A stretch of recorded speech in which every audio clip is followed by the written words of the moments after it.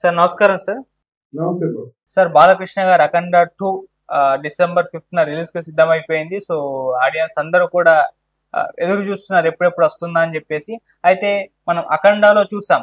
అక్కడ అఘోరా క్యారెక్టరు ఎప్పుడో ఇంటర్వెల్ సీన్‌లో పరిచయం అవుతుంది. ఆ తర్వాత క్లైమాక్స్ వరకు ఉంటుంది. స్టార్టింగ్ మొత్తంలో నార్మల్ క్యారెక్టర్ ఉంటుంది.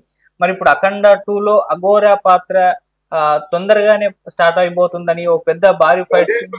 సినిమా మొదట్లోనే వస్తుంది. అక్కడ ఎండింగ్ షాట్ ఇక్కడ పెట్టాడు. సో మరి ఎలా ఉండబోతుంది అఘోరా ఇంట్రో సీన్ మరి ఒకటి బయట సర్క్యులేట్ అవుతుంది. సో దాన్ని చూస్తే మరి ఆ, ఏ రేంజ్ లో ప్లాన్ చేశారు బోయపాటి సీన్ గారు, మరి ఎలా ఉండబోతుంది సార్ అఖండ 2 సంబంధించి ఇంట్రో కావచ్చు, సినిమా మొత్తం కావచ్చు? అఖండ 1లో కూడా అఘోర పాత్ర ప్రత్యేకించి చెప్పుకున్నారు. అఖండ 2లో నిజంగా అఘోరలా ఉన్నాడు బాలకృష్ణ. మరింత మెరుగులు దిద్దుకొని మరింత మేకప్‌లో కూడా ఆ మెలకువలు పాటించి అఘోర చాలా బాగున్నాడు. అందులో యంగ్ క్యారెక్టర్ కూడా బాగున్నాడు. తర్వాత ఆ యంగ్ క్యారెక్టర్‌తో పాటు సంయుక్త మీనన్‌తో డాన్స్ చేసేటువంటి విధానం చాలా అసలు ఎంత ఆహ్, కాంపిటీటివ్‌గా ఉందంటే హీరోకి, హీరోయిన్‌కిని చూసే థియేటర్‌లో ప్రేక్షకులు విర్రెక్కిపోతారన్నమాట. అంత బాగా ఉంది. సో, ఇవన్నీ సమకూరాయి కాబట్టి ఆ డిసెంబర్ 5 ఎప్పుడొస్తుందా అని ఎదురు చూస్తూ కూర్చున్నారు అందరూ కూడా. సినిమా నీకేంటంటే డాన్సులున్నాయి, పాటలున్నాయి, సెట్సున్నాయి, యాక్షన్ ఉంది, డ్రామా ఉంది. కత్తి పట్టుకుంటే నరుకుడే నరుకుడు, నరుక్కుంటూ పోతాడు. ఆ నరుకుడుంది. ఏవండీ మరి ఇక అఘోరా ఉన్నాడు. అఘోరా ఉన్నట్టు మామూలుగా ఉన్నాడా? ఆయన బాడీ ఎప్పుడైతే పెరిగిందో చెప్తున్నాను కదా నేను బొగ్గులు పుడి ఆ సినిమాలు నేను చేస్తున్నప్పుడు ఆ ఎన్టీ రామారావు సెట్‌లోకి వస్తున్నప్పుడు ఎలాగైతే ఆ గంభీరమైన శరీరంతో వచ్చేవాడో అలా వస్తున్నాడు. ఆళ్ళ నాన్న గుర్తుకొస్తున్నాడు. మరి ఇన్ని ప్లస్ పాయింట్స్‌తో ఉన్నటువంటి బాలకృష్ణ సినిమా ఎందుకు మరి జనాల మనసు గెలుచుకోలేదని చెప్పండి? అర్థమైందా? ఇక్కడ మార్కెట్‌లో ఈరోజు బాలకృష్ణ నంబర్ 1 అంతే. కొంత వెనుకబడిన మాట నిజమే. గానీ తర్వాత బాలకృష్ణ అంటే ఆసమర్యంలో మాట్లాడడం గానీ, బయట మాట్లాడడం గానీ, హిందూపూర్‌లో మాట్లాడడం గానీ, ఎవడిని పడితే వాడిని మనసులో ఏమనిపిస్తే అది మాట్లాడడం గానీ, బాలకృష్ణ అంటే హీరోరా అనుకున్నారన్నమాట. అలాగే ఉంటుంది. ఈ బాలకృష్ణ ఈ సినిమాను మాత్రం ఎవరు అడ్డుకోలేరు. ఈ సినిమా మీద ఏ సినిమా ఏసినప్పుడు కూడా ఆ సినిమా దెబ్బతినడం ఖాయం. ఉమ్, ఇది నాకున్న అనుభవంతో చెప్తున్నాను నేను. ఉమ్, 'అఖండ' సినిమాలో వాట్ నాట్ డైలాగ్‌లా ఉన్నాయి. యాక్షనా ఉంది. సన్నివేశాలా ఉన్నాయి. రొమాన్సా ఉంది. పాటలు, చర్చ ఉంది. హీరోయిన్ బాగా ప్రాణాలు ఇచ్చి చేసింది. ఇంకేం కావాలి ఈ సినిమాకి? ప్రేక్షకుడికి, అభిమానులకి కావాల్సిందేముంది? ఏది కావాలంటే అంతా ఉంది. బఫెట్ ఉంది. కొన్ని వేల రూపాయలు బఫెట్ ఉందన్నమాట. ఏది నచ్చితే అది వాళ్ళు శుభ్రంగా ఎంజాయ్ చేస్తారు. Okay sir. అఖండ ట్రైలర్ చూస్తే మాకు బాలకృష్ణ గారి డైలాగులు ఆ రౌద్రం కనిపించింది. సో ఈ రౌద్రం పండించడంలో బాలకృష్ణ గారు అసలు ఇండస్ట్రీలో ఆయన్ని మించిన వాళ్ళు లేరని కూడా ఒక టాక్ వినిపించింది ఈ ట్రైలర్ తర్వాత. మీకేమనిపించింది సార్ అంతలా రౌద్రాన్ని ప్రదర్శిస్తూ? అంటే డైలాగ్ కావాల్సిన డైలాగ్ ఉందని చెప్తున్నాడు కదా! డైలాగ్ అంటే బాలకృష్ణ డైలాగే డైలాగ్. ఇక్కడ బాలకృష్ణ మొదటి నుంచి కూడా మొదట్లో చాలా లో ప్రొఫైల్ మెయింటైన్ చేసిన బాలకృష్ణని ఎన్టీ రామారావు గారు ఒకసారి నా డైలాగులు వినరంటే బాలకృష్ణ అతని ముందు ఏం చేసేవాడు తెలిసిన సెట్లోకి వస్తే వాళ్ళ నాన్నగారి డైలాగ్సే పెట్టుకునేవాడు. ఒక టేప్ రికార్డ్ ఉండేది. క్యాసెట్‌లో ఆ నాన్నగారి డైలాగులు వింటుండేవారు అనమాట. ఆయన డైలాగ్ మాడ్యులేషను ఆయన ఫెరోసియస్‌గా చెప్తున్నప్పుడు రామారావు గారు చెప్పినట్టే ఉంటుందన్నమాట. ఆ డైలాగ్ అంటే పొంగిపోతాడు.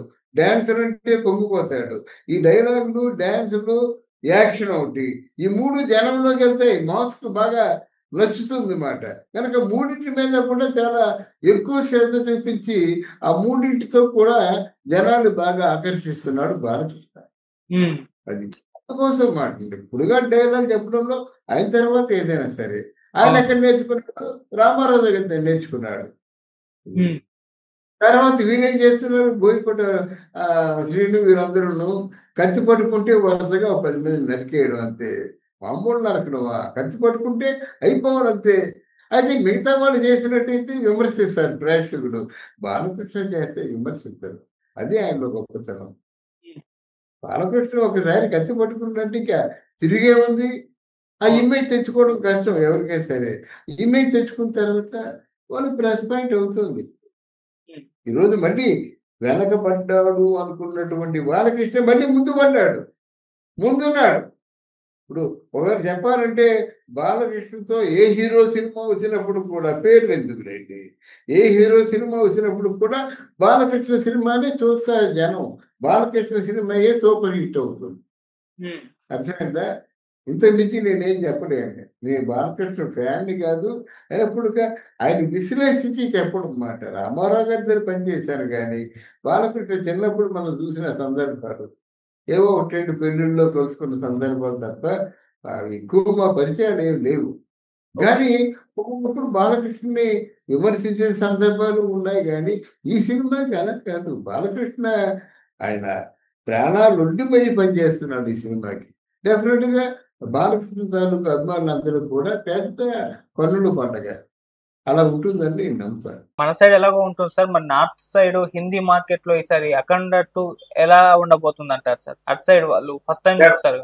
డెఫినెట్‌గా 'అఖండ 1' సపోర్ట్ చేశారు కదండీ! ఉమ్, 'అఖండ 2'కి ఇంకా సపోర్ట్ చేస్తారు. 'అఖండ'ని ఇంటర్నేషనల్ మార్కెట్, నేషనల్ మార్కెటే కాకుండా బయట వాళ్ళు కూడా బాగా సపోర్ట్ చేశారు. అంతకుముందు బాలకృష్ణకి అంత పెద్ద పేరుండేది కాదు. కంపారిటివ్‌లీ బాలకృష్ణ సినిమా కంటే జూనియర్ ఎన్టీఆర్ సినిమా మంచి డిమాండ్ ఉండేది. అటువంటిది ఈరోజు మీకు Balakrishna cinema demand. 'Prabhas' cinema తర్వాత బాలకృష్ణ సినిమా.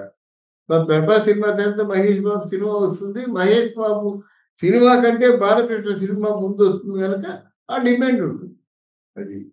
దాని సందేహం లేదండి. Okay. Sincere effort never fails. Um, ఇది నా ఉద్దేశం. కరెక్టే సార్. కష్టపడి పని చేసినట్టయితే ఏది ఫెయిల్ కాదు. ఉమ్, అలాగే 'అఘోరా 2' 'అఖండ తాండవం' కూడా ఎట్టి పరిస్థితుల్లో కూడా డిసప్పాయింట్ చేయదు. నేను చెప్పిన దానికంటే 10 మెట్లు ఎక్కువగానే సినిమా ఉంటుంది గానీ, తక్కువగా ఉండదు. ఒకవేళ తక్కువగా ఉంటే నేనసలు రివ్యూ చెప్పడమే మానేస్తా. రివ్యూ చెప్పదలుచుకోలేదు. కానీ ఉమ్. ఔట్ ఆఫ్ మై ఎక్స్‌పీరియన్స్ 50 ఏళ్ల సినిమా జర్నలిస్ట్‌గా కొన్ని కొన్ని చూస్తే ఈ సినిమా ఏదో ఒక చరిత్ర సృష్టించేలాగా ఉందిరా అనేటువంటి మానసికంగా మనసు ఉప్పొంగుతుంది. అటువంటి సందర్భంలోనే ఇలా చెప్పాను నేను. Thank you so much sir. Thank you అమ్మా.